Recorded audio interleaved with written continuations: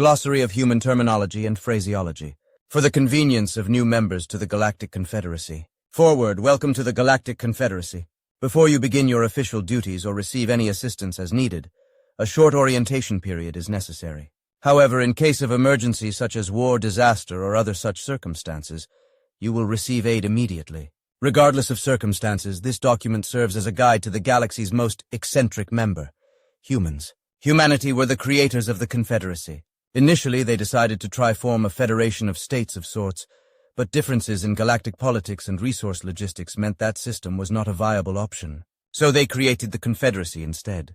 We all operate under our own system of governance, with agreements for free trade and security for merchant fleets from pirates, registration systems to prevent fraudsters, and as you probably know by now, a universal criminal registry to protect the galaxy against ne'er-do-wells. But one thing about humans, they're very eccentric, strange, unpredictable. Some might even say insane.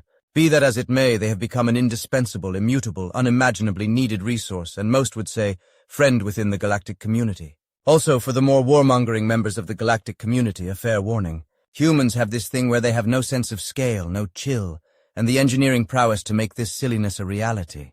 They have bigger ships than you, more heavily armed ships than you, more ships than you in total, and they will splatter your face across the 16 vectors if you give them the reason to. So please don't. In any case, when it comes to humans, they have these phrases, words, and human isms that mean certain things in certain situations. Things which, when said, mean certain things. This glossary will tell you what to do in the event of such things being said. Without further ado, here they are. Number 1, hold my beer. Ultimately one of the most infamous phrases in human history, this phrase is often used when a human wishes to do something crazy or one-up another individual. This phrase is a human's way of stating the fact he or she can and will do better than the thing they just saw. This is generally considered a good thing, owing to varying circumstances. In the right circumstances, this can mean two engineers engaging in an interesting sparring match in which they are trying to beat each other in a build-off. This usually means the galaxy has another glorious innovation of technology, or a really big, censored-off gun to use against the Confederacy's enemies. Or it could be used as a reason for you to drop everything and run. This is not an invitation for you to actually hold the human's beer. Ask the counselor from Hamaris 4 who did that once. He regretted it. This is not an order for you to take the human's beer from him. The great Marankus V from the Saranis sector still has nightmares about that day. This is not an invitation for you to take the human's beer and drink it, even in jest. You cannot ask the last guy who did that, as he can no longer speak. Number 2. Don't worry about it. This is one of the most terrifying phrases a human can say. This usually happens when something bad is about to happen, is happening, or has happened. This phrase is uttered during, before, or after a disastrous event. This phrase was originally used by humans to lie to alien crew members in an attempt to calm or placate them in case of emergency. Then that human did something suicidally insane to stop the problem from being problematic, usually to their detriment and/or death. When a human says to you, don't worry about it, the first and only thing you should do is worry about it. When you are finished worrying about it, say your last goodbyes to that human. You are likely not going to see them again. At least not alive anyway. The only good thing about this phrase and its subsequent utterance is that the problem it is in reference to almost always, within a 98% margin, gets resolved, fixed, or finished. Number 3. This is undoubtedly the most dangerous thing a human can say, especially when they're looking at you, but not for the reason you think. But nowhere near as dangerous as the word will, but also not for the reason you think. The reason for this is entirely due to humans and their, breeding habits. Yes, exactly the opposite reason you think. Human reproduction is one of the most complicated systems ever discovered by sapient life.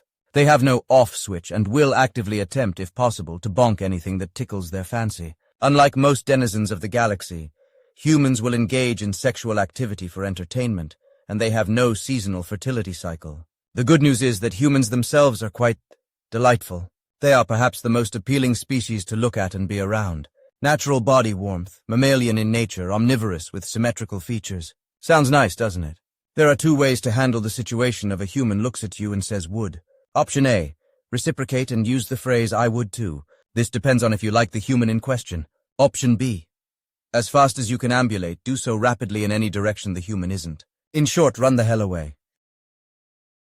Number 4 seemed like a good idea at the time. This phrase is usually uttered during the aftermath of an experiment gone wrong, a failure of engineering, or when a human builds an enormous weapon and it fails spectacularly, or performs so well it accidentally kills a god. And that last part did in fact happen. They did in fact accidentally kill a god. They promised they wouldn't do it again. Number 5. This'll just take a sec.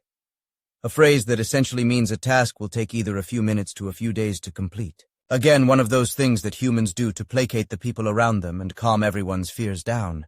The duration of this task can be, as stated, a few seconds or up to a few days, depending on everything. The human will often repeat this phrase during the task if you ever ask him how it's going, and regardless of duration will usually follow up by stating, "See, I told you it would only take a sec," even if the task took several weeks. Number 6. This is going to hurt, a phrase used before a serious incident, when the human's capacity for momentary foresight and pattern recognition suddenly understands there's about to be a problem, or when a human is about to do something stupid like jump off a roof, chase a tornado, get in front of an avalanche, or do something dangerous. It depends on the situation, of course, but it can either mean the human who spoke it just warned you to take cover or retreat to safety, or as a cue for you to retrieve a first aid kit. Upon hearing this phrase, first consider the context, then do the following. Option A. If it's a stunt, a dangerous trick, or some other leisure activity, shrug your shoulders, or analog thereof, and retrieve a first aid kit. The human will need it. Option B. If it's a dangerous situation like an industrial accident or some kind of explosive danger, run. Number 7. All that is certain in life is death and taxes. You don't really need to react when a human says this. We're just putting this here because, well, it's true, isn't it? Number 8. Hear me out. This phrase is often used by humans for the purposes of laying out their opinion on certain activities and political or religious standpoints. The sane ones do that anyway. The phrase, "hear me out," when spoken by anyone other than the sane ones, usually precludes a human doing one of the following activities: using a cannon in an attempt to deep-fry poultry, using large quantities of gasoline in an attempt to light a campfire, using a railgun launch mechanism to deliver mail, using a starship's main Gauss laser to carve out a smiley face on the surface of a moon, using explosives to heat up army ration packs, or other things of that nature. So, be careful and consider present company when hearing this phrase. It could either be a reason for you to demand a cup of coffee as payment for a debate, or a reason for you to pray to the gods. Number 9. Don't push the red button. Human ships have this strange tradition of having a rather large, very obvious big red button somewhere on the ship. We have never understood why or how or even when this tradition started, but every single ship has somewhere in it a big, fat, glowing red button. Do not press this button unless explicitly directed to do so by a human.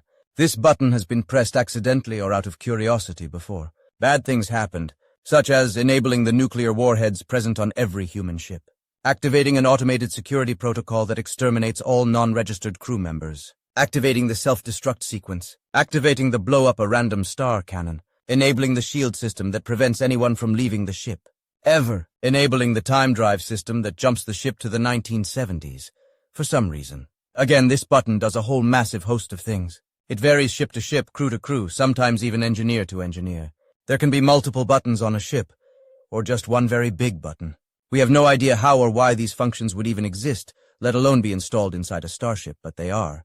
And that big red button controls those mechanisms. Please don't ask why. Not even they know. Number 10. I wonder if it tastes like chicken. This phrase is usually uttered when a human encounters unusual alien food, or some kind of foodstuff or edible while exploring a planet. This is normal. Human brains function abnormally compared to the rest of the galaxy, and often will understand something by experiencing it first. This usually ends badly, but not the way you think. After numerous medical advances, humans can survive almost anything they ingest save lethal chemicals like cyanide or expended nuclear fuel. Of course, they are intelligent enough to know not to do that, but it won't stop them from grabbing and munching on a random mushroom or berry off a bush. Humans usually carry a syringe around with them that allows them to get away with this. I wonder if it tastes like chicken is basically a human's way of saying, "Can I eat this?" and then attempting to compare the flavor, if any, to a certain poultry that exists on their home world Earth. If a human says this, be prepared for copious quantities of vomiting, diarrhea, or gastrointestinal stress responses, shortly before the human jabs themselves with the aforementioned syringe. We still don't know why, but when a human likes what they are eating, it's a sign you've either stumbled on a new favorite foodstuff, or something that will make the human happy, but will make you explode. If a human ever offers you this, if you are there to witness it upon them liking it, politely decline and state you are on a diet. This will get them to back off. And that will be all for orientation. There is a lot more, obviously, but outlying the some odd 2,000 phrases used by humans would result in this orientation pamphlet being the size of a large 700-page novel. We will let you get used to how things work on your own time. We had to. Now you do too. Welcome to the Galactic Confederacy, and we hope you are well.